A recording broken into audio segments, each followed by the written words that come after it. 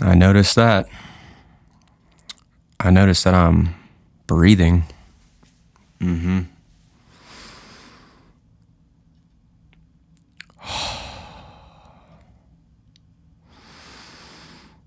Oh yeah, that's a good thing that I'm still breathing, that I am still a human being,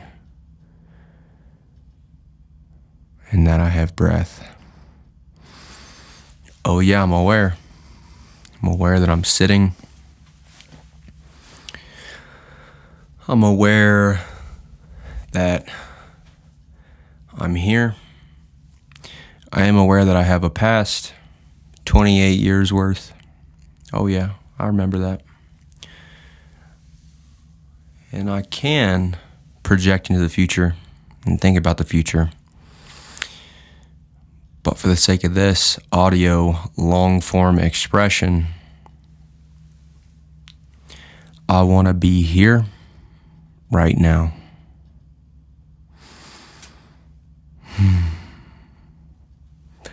That feels pretty good. That feels pretty good. Just to turn it all off. Just to turn it all off. Turn off the thoughts. Turn off the feelings. Turn off the memories. And be here right now.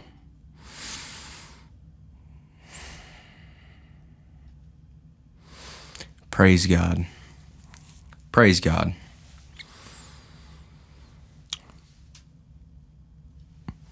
It might sound a little dark to someone to think, oh, turning off your thoughts, turn off your memories. It's just like dying. It's like, yeah, kind of a beautiful, dark, twisted, beautiful thing. To be present and have no mind. Just to be conscious.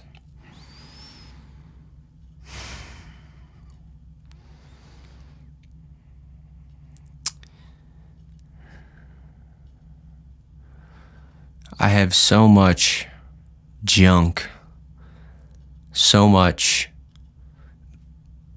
baggage that is blocking me from being in this present state, this conscious state.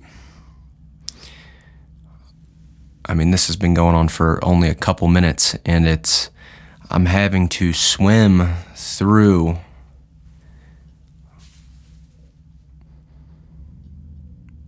the feelings of negativity I feel, the future thoughts that I'm thinking, the past, the noise in my brain. It's I have to really cut through it here and really get to presence.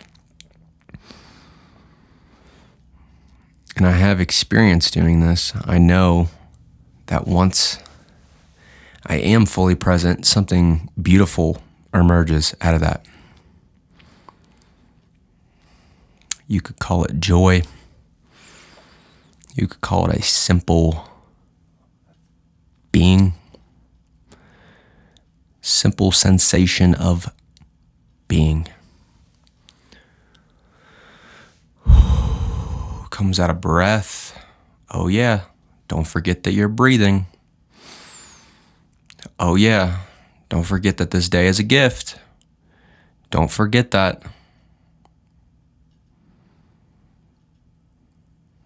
Don't forget that you're gonna die one day. As grim as that might sound, I'm gonna die. You're gonna die. And that's the way of life. That's how it works. That's how this all works.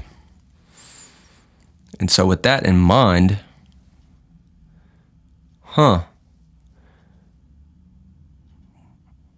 should all probably love each other while we're here. We all happen to be on this earth at the same time. We all get to experience life together in consciousness. Wow. We should really, I should really be more intentional about this being at the forefront of my whole existence. And I could take that left turn right there and go down into all the reasons why I don't feel like that, but I'm not going down that path. I'm staying here, present, grateful, joyful. Man, I don't even know what's going to happen to me today. You know, you wake up and you kind of have an idea of what's going to happen to you throughout the day, but you really don't know. That's kind of the adventure of life. I don't know what's going to happen to me today as I go out into the world and interact. I don't know who I'm going to see. I don't know who I'm going to meet. I don't know what thoughts I'll have later today around 4 or 5 p.m. I don't even know what idea will hit my mind later. That's kind of exciting. That is kind of exciting. How to be in this world, in this society, in this...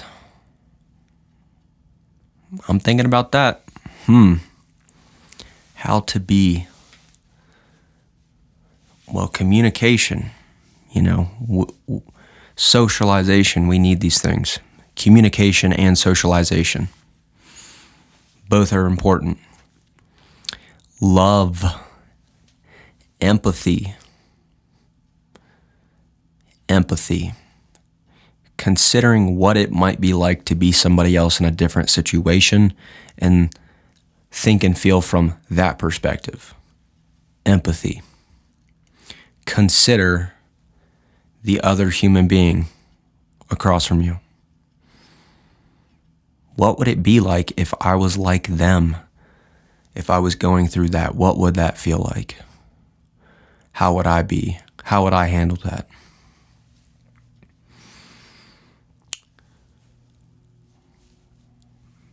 Compassion, kindness. Walking down an aisle past a stranger you don't know.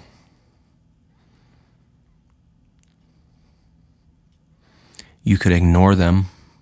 That might be the default, is just to ignore them. You could look over at them with a soft smile and quickly glance back over to the soup or whatever aisle you're in. I'm imagining a grocery store. You could smile at them and slowly blink, and that might even be more kindness. You could hold out your hand and say, hey, say some nice words, a compliment. Find something you genuinely like about them. You know, it's kind of the tiers of what you could do. And if you think too hard about it, you actually don't really know which one is the most kind thing or what is the most suitable for that person. That person might prefer that you ignore them. And by you trying to be a kind and nice person, you might actually make them feel uncomfortable by starting an interaction. So you never know. You never know.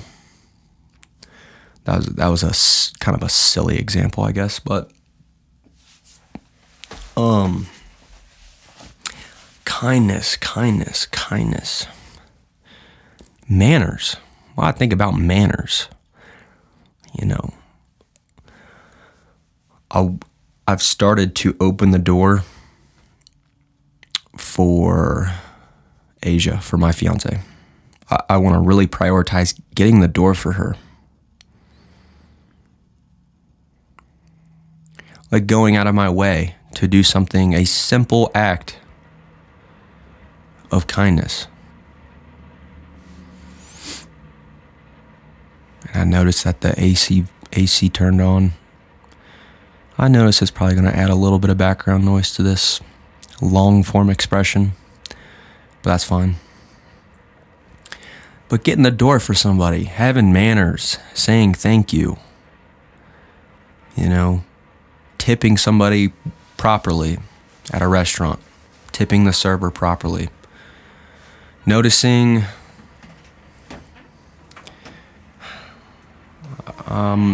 I want to take my negative thoughts and my irritable feelings captive. I'm noticing that I'm very easily thrown off from a positive state into a mental state. My cat Remy has been meowing a lot, excessively meowing, and I notice that it bothers me, and I notice that it really works me up. It's like it takes me from 0 to 100 in terms of being angry, worked up quickly. It's like an instant feeling of irritation. I'm noticing that. And while I want to put the blame on him and say he's a problem, he's distracting me, I want to shift that and realize, nope, you're actually in control of your reaction and outlook on the world. And when your cat meows, you could get instantly irritated, or you could listen to the sounds that he's making and remain present and go, wow, I'm here with another creature. And you could just accept him as life. And maybe he's meowing out of joy, and maybe there's nothing wrong. I always interpret it as something is wrong with my cat when he meows, but he just wants to be near, And I always view it as a distraction. Well, what is it distracting me from? Oh yeah, you're trying to think, you're trying to conceptualize, you're trying to strategize, you're thinking. Stop it. Be more. I've been projecting a lot of negative emotion out onto the world. I've been noticing that.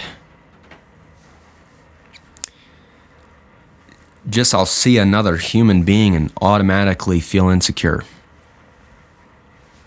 And I will try to convince myself that it's because of them. That person's making me feel bad. Nope. It's actually an internal flaw, Alec. You're in control of how you perceive things. You're in control of how much you analyze things. Guess what, buddy? You actually don't have to analyze everything at an intense level. Oh yeah, you could just be. You could just be.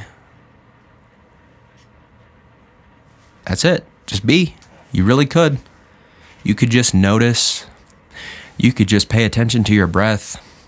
You could just softly smile. You could actually look around and appreciate the visual feedback of where you are. You could relax. That sent a shudder through my spine. That was Remy flicking the little door thing. I noticed that made me feel really irritated really quick, but I let it go. Man, I remember when I started this podcast, I used to say let it go a lot.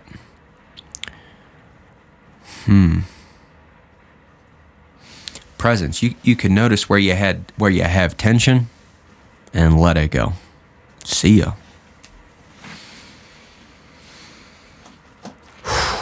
So I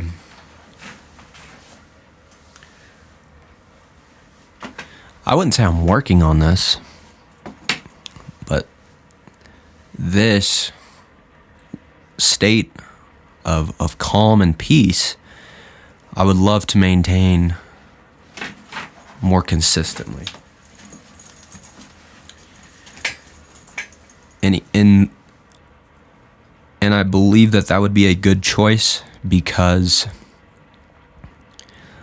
love is more able to rise to the surface if I'm a calm and peaceful, and if I'm not letting negative thoughts fester and accumulate in my psyche. If I can take those negative thoughts captive and then immediately realize, oh yeah, I'm not that thought, let it go, back to being a present human, back into the now. Oh, when I'm around in my day-to-day, I'm a lot more likely just to be a pleasant, loving, curious, empathetic human. I can be a better friend. I can be a better partner. I can be a better son. I can be a better brother. So the little voice in the back of my head that wants to say, this is frivolous, what you're doing, this doesn't really matter, no one's going to care, no one's going to listen. Oh yeah, captive, see ya. I'm right back here now.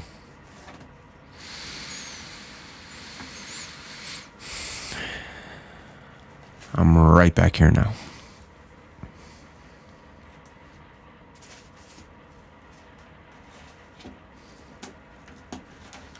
And you can tap into this as well, for sure. And it doesn't even have to be a long journey. It could be a super simple switch that you implement today.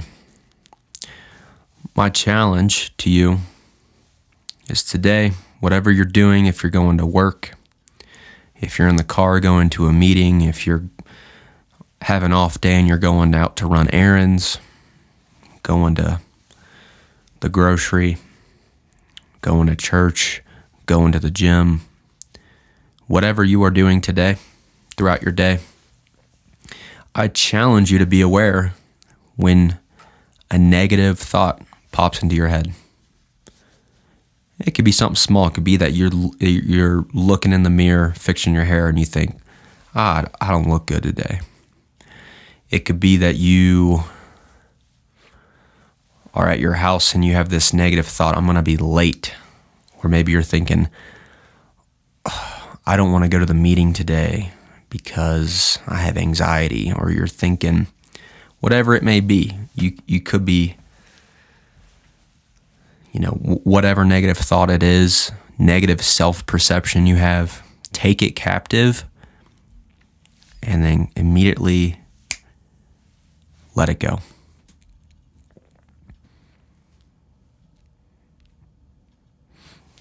Just that easy. When the negative thought presents itself to yourself, I have been struggling with feeding into it and looking into it and focusing on it and then letting it linger and letting it maybe disrupt my actions within the 5 to 10 minutes after, disrupt my thoughts. I can let it take me down a negative thought track. But at the forefront, if I can take it captive at the initial front and then have the conscious thought of that thought's not me, let it go, and then you can be right back there in the present moment. Try that. And that's really a note to self. I mean, I'm going to take this with me into the day and see what happens. I love you. Thanks for listening. And I'll see ya or catch ya